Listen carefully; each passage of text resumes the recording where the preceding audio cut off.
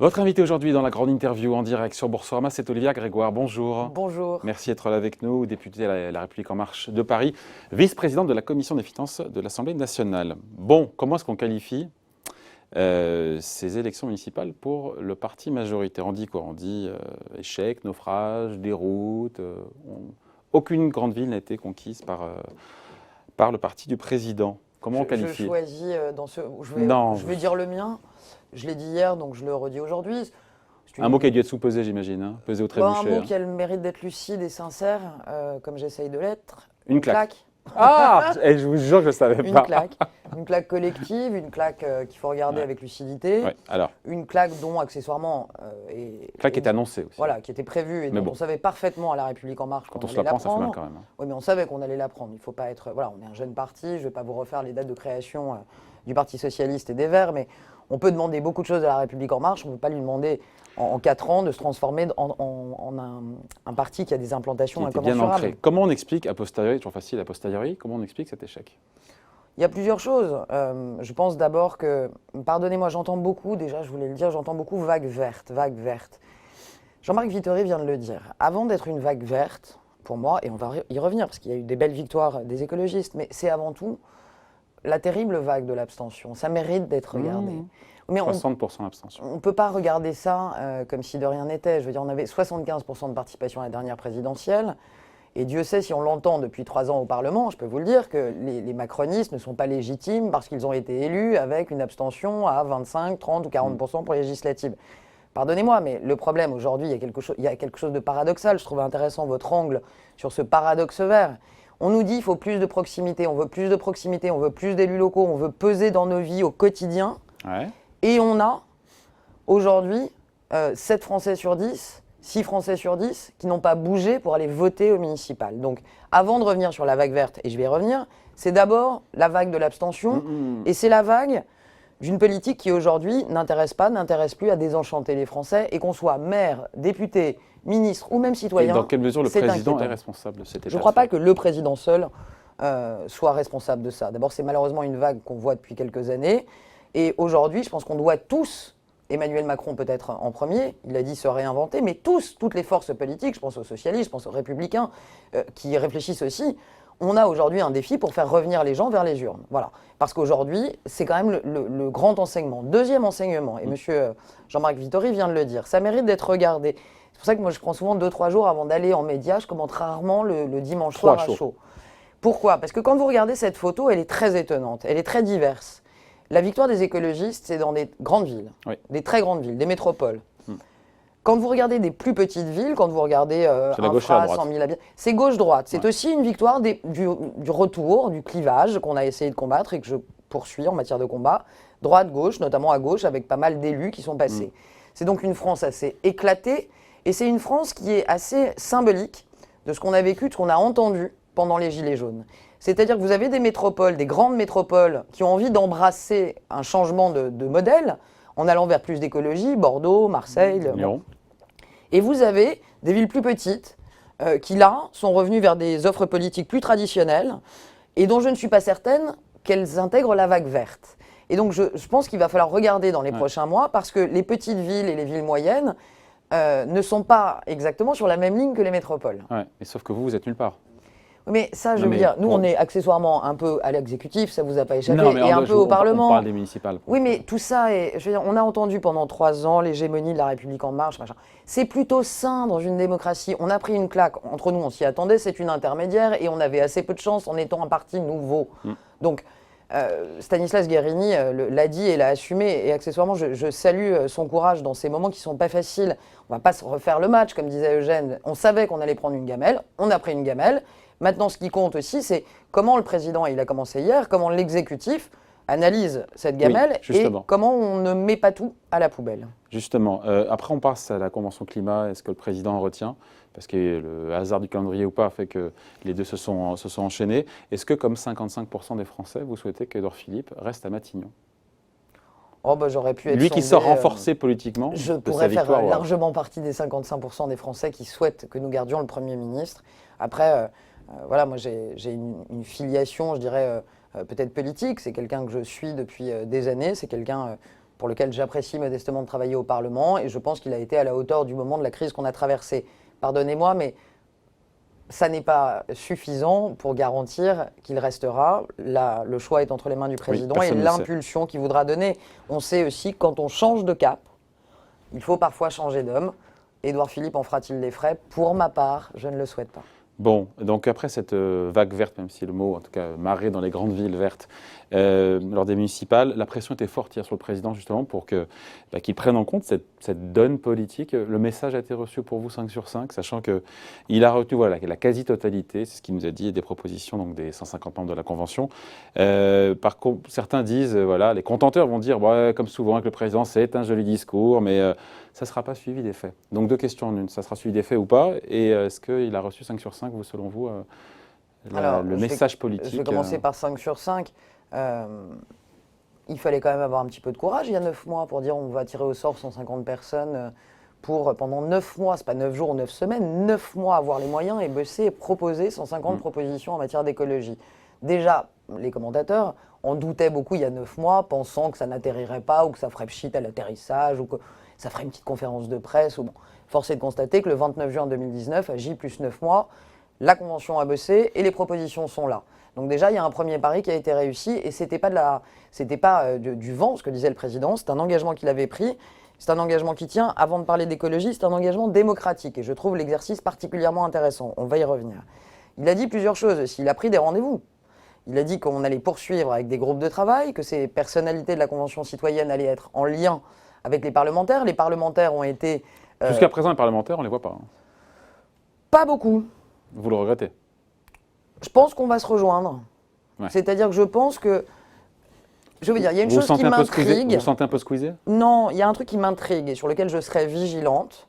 Je vais essayer de faire une métaphore qui va m'être reprochée, mais je veux dire, si Emmanuel Macron n'est pas Jupiter, la Convention citoyenne n'est pas l'Évangile, et au même titre que la Convention a émis ses propositions, le président est libre d'en embarquer, il en embarque 146 sur 150. C'est énorme.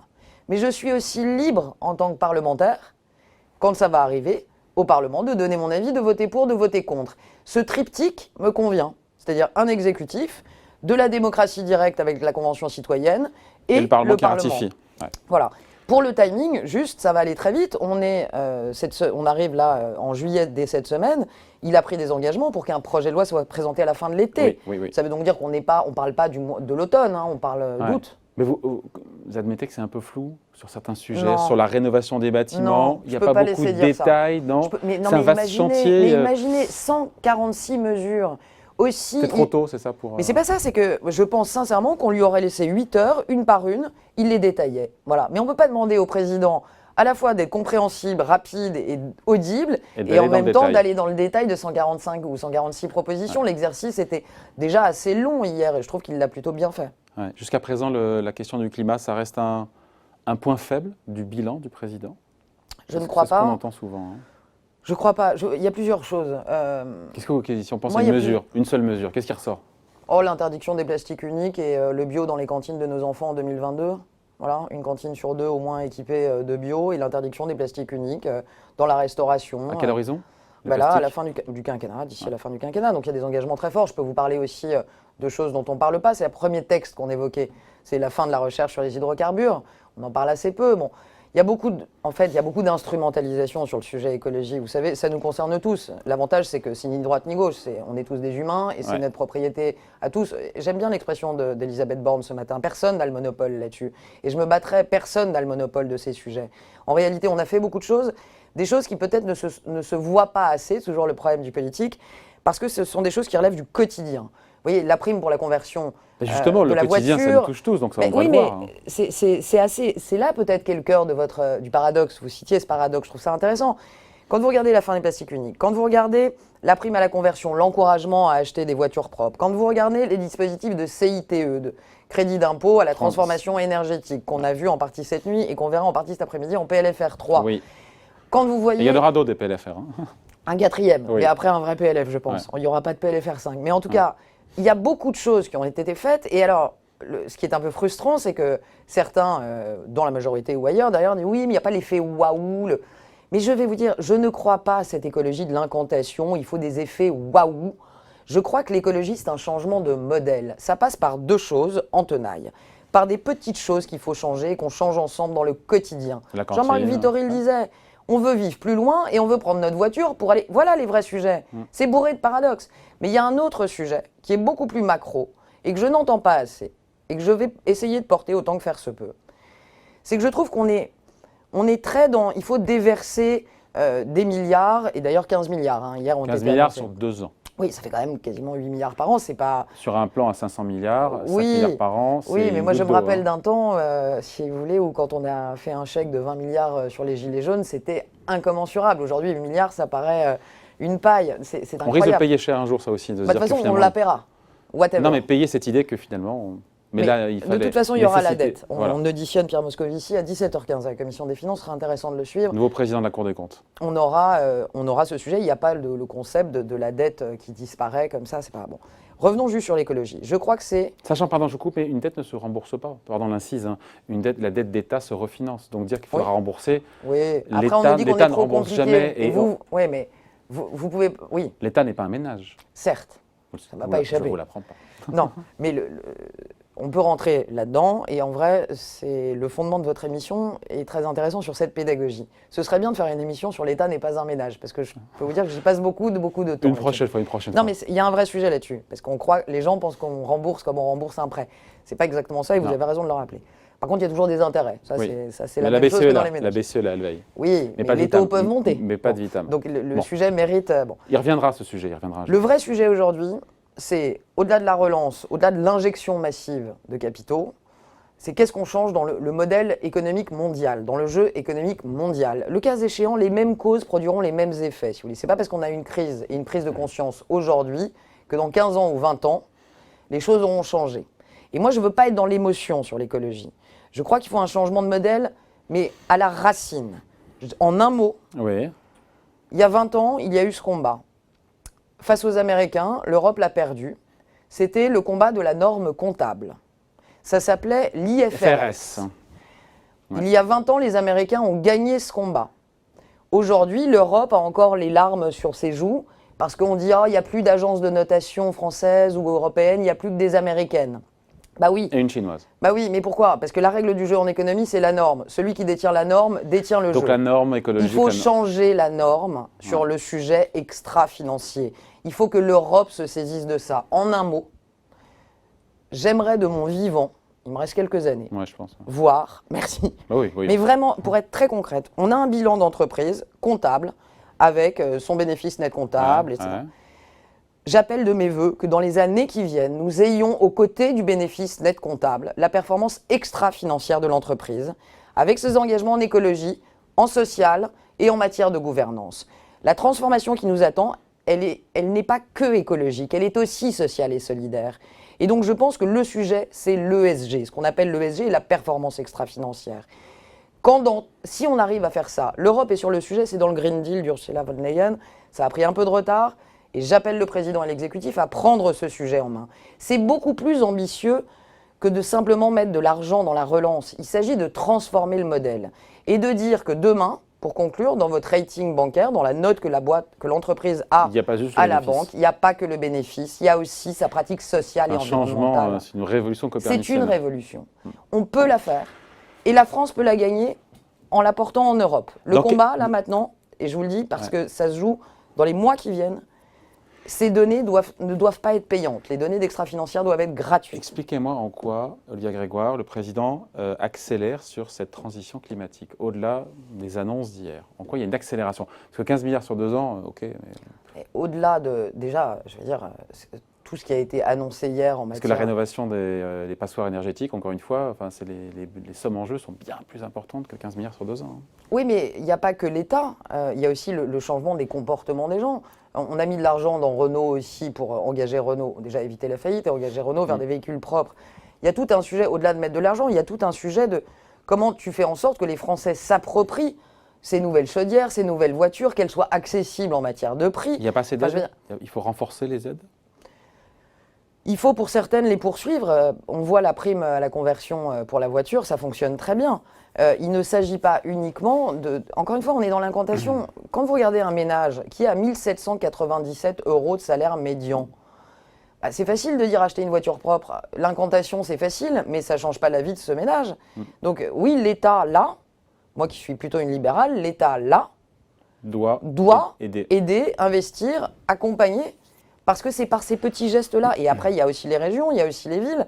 Le transport est très important, ce que disait Jean-Marc Vittori est très juste. On a un paradoxe aujourd'hui sur le transport en commun. On veut plus de verre, et donc on va aller bosser dans sa métropole ou mégalopole en voiture. Mais quel type de voiture? Bon, on revient, c'est ça qui manque souvent et qui rend le sujet accessoirement passionnant. C'est de la cohérence. Moi, ce que j'appelle aussi, c'est de la cohérence. Combien de fois on a vu des choses faites bien sur un sujet agricole en matière écologique, mais à l'inverse, parce qu'il était envoyé en matière de transport par des transports sales, vous savez, tout ce qu'on avait gagné en analyse du cycle de vie, l'ACV, est perdu dans le transport alors que la culture était bio. C'est une question de cohérence, c'est une question globale, l'écologie. Donc je ne me laisserai pas piéger si sur certains amendements, et ça va arriver dès ce soir, parfois je résiste. Je n'ai pas envie de faire de la poloche, comme on dit, d'être politicienne avec ces sujets-là. Voilà, je pense que ces sujets méritent beaucoup mieux. Dans les sujets qui ont été mis sous le tapis ou évacués par le président, il y a les 110 km/h de vitesse limitée sur l'autoroute et la surtaxe de 4% sur les dividendes. Il a raison? Les 110 km/h, vous savez, c'est Einstein. Il y a un précédent. Hein. Non, mais reproduire les mêmes procédés en espérant un résultat inverse confine à la folie. Donc je suis ravi de savoir que le président n'est pas fou. Il y a plus qu'un précédent. Voilà, donc je pense que c'est sage, c'est une sage décision. D'ailleurs, c'est le mot accessoirement qu'a utilisé Pascal Canfin ce matin, qui n'est pas connu pour être un anti-écologiste primaire. Je pense que c'est une décision de sagesse. Les 4%, c'est un sujet intéressant. J'y ai travaillé.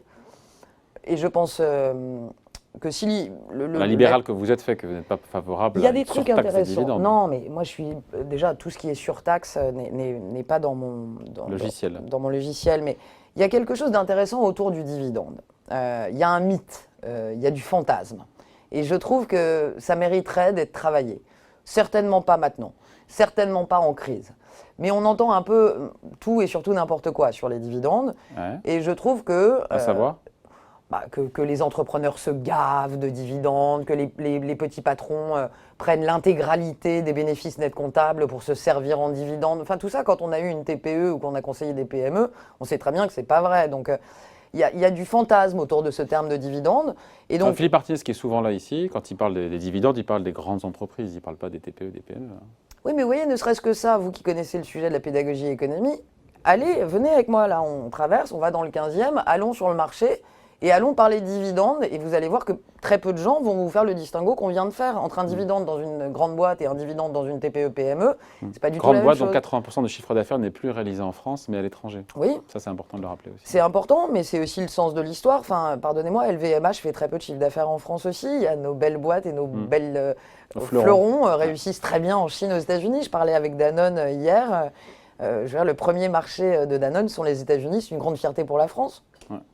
C'est pas grave. Donc le président a eu raison de ne pas aller sur cette surtaxe de 4%. Je pense que ça n'est certainement pas le moment, dans un moment de reconstruction, où il va falloir réattirer la confiance des investisseurs, où il va falloir solidifier les fonds propres de nos entreprises et se battre contre les licenciements.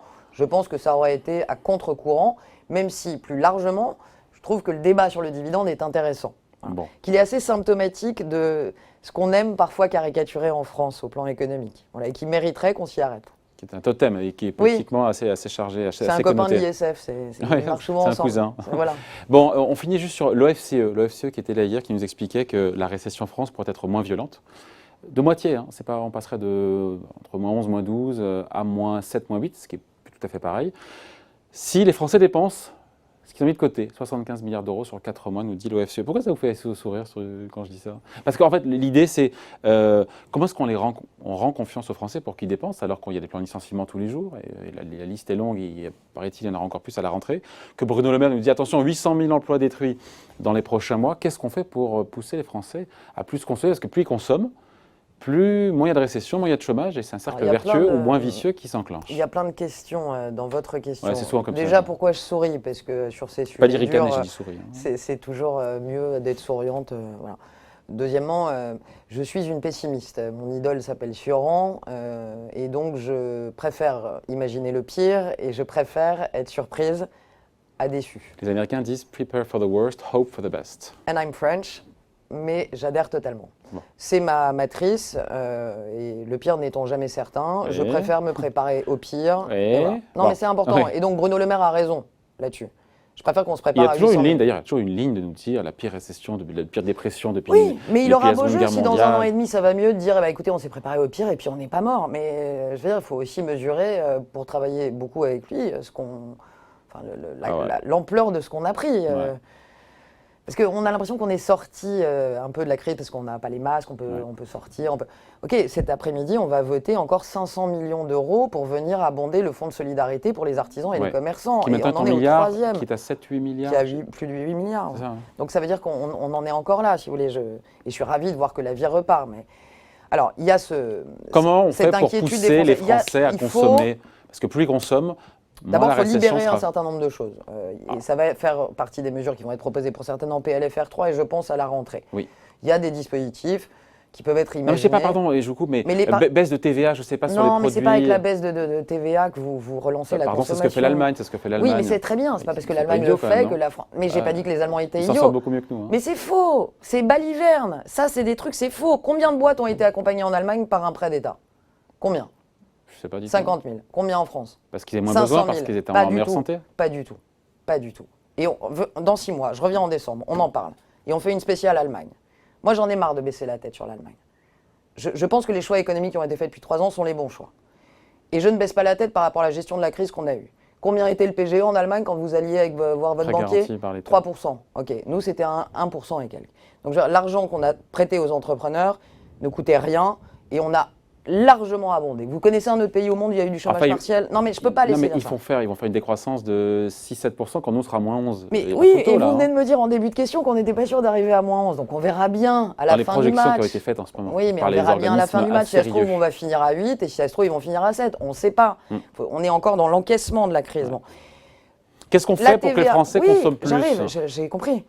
Je ne crois pas que la TVA, pardonnez-moi, je le redis, soit le seul outil. Et je leur dirais aux Républicains et Laurent Saint-Martin aussi. Il y a relancer de la demande. Il faut débloquer des trucs. On peut débloquer des dispositifs d'épargne qui sont bloqués. Il y a du Madelin, il y a de la participation qui pourrait être débloquée. Ça, c'est quoi? C'est de l'argent qui est là, disponible maintenant, et que vous pouvez utiliser, par exemple, 8 000 euros. C'est puissant vraiment ça. Je veux dire, quand vous êtes un indépendant et que vous débloquez 8 000 euros, ça dépend si vous étiez un avocat qui gagnait 100 000 euros par mois, mais ils sont assez rares. Enfin, on débloque une épargne qui sera en franchise de taxes et d'impôts, c'est ça? Oui, mais c'est pas anodin. Ça veut dire que ça. Vous me dites comment on remet de la liquidité. C'est pas un chèque qui tombe du ciel comme aux États-Unis où il y a des chèques qui sont envoyés par l'administration. Non, mais il y a eu combien de chèques aux États-Unis? Potentiellement. Il y a eu 3 000 $. Quand? En mars. On a 2 enfants. Ok, en mars. 3 000 $. Très bien. On est en juin. Vous faites comment? Non, mais imaginez. Moi, je préfère 1 500 euros quand je suis indépendant en mars, avril, mai, juin que 3 000 $ le 15 mars. Et au 20 juin, tu fais comment? C'est. Je sais qu'on aime mais moi je veux pas qu'on. Alors dispositif, donc des déblocages. Il faut débloquer des trucs d'épargne qui sont bloqués. Il y a des idées qui peuvent aussi. D'abord, il y a accessoirement un plan de l'exécutif qui sera présenté sur la relance, donc je suis assez optimiste. Il y a aussi des dispositifs qui sont assez simples, et qui sont par exemple d'augmenter les donations du vivant. Il faut que l'argent circule. Il y a des grands-parents qui veulent accompagner leurs enfants ou leurs fils dont la boîte a souffert. Faites la poche des seniors là. Je fais la poche des seniors, non, moi je fais la poche de personne. Il y a des grands-parents, et je pense que vous en connaissez. Non, je parle de quelque chose qui a un coût vraiment pour les finances publiques, qui est puissant. Ce sont des mesures intéressantes que vous dites là. Quelque chose de puissant vraiment pour accompagner moi, la mesure la reprise magique, de consommation. je ne crois pas, au même titre que l'écologie d'ailleurs, que l'espèce de mesure puissante waouh qui va tout changer, qui va faire revenir les Français à l'intégralité de la consommation. J'insiste, un baisse de 3 points de la TVA en Allemagne. C'est pas rien, 3 points de TVA. Très bien. Bon, ils partent de plus haut que nous, c'était la réponse que vous auriez dû me dire. Non, mais je la fais pas parce que pour moi, c'est pas le débat. Non, c'est pas le débat, vous avez raison. Et je me battrai tout le temps sur la TVA. Je suis pas d'accord sur cet impôt. Et je vous le dis parce qu'il m'énerve. Parce qu'un clochard, il paye la même TVA que vous. Et c'est pas un impôt juste. Et donc? Mais c'est un impôt qui est, pour moi, qui n'est pas un impôt juste parce qu'il impacte de façon exactement identique. Une TVA progressive? Non, j'ai pas dit que je voulais une TVA progressive. Elle est plus libérale, la Grégoire. Au même titre que je ne l'étais pas l'année dernière sur les produits de nécessité et que je ne le suis pas cette année, j'essaye d'être cohérente. et j'aurai plaisir à le débattre en Parlement, je ne crois pas que la TVA soit l'outil qui permette intégralement de financer la relance. Je suis désolé. Bon, il nous reste 30 secondes. Vous avez déposé une proposition de loi il y a quelques jours pour généraliser la participation, vraiment en 30 secondes, dans toutes les entreprises. C'est impossible, en 30 secondes. Ben si. Non, mais l'idée, c'est que combien de Français aujourd'hui n'ont pas accès à la participation? Beaucoup. Ça veut dire que ça a touché des millions de gens potentiellement. Ah bah ça touche très directement 4 millions de personnes, 4 millions de salariés, Voilà. 140 000 entreprises. Donc voilà, donc c'est pas rien. Et vous serez suivi par l'exécutif?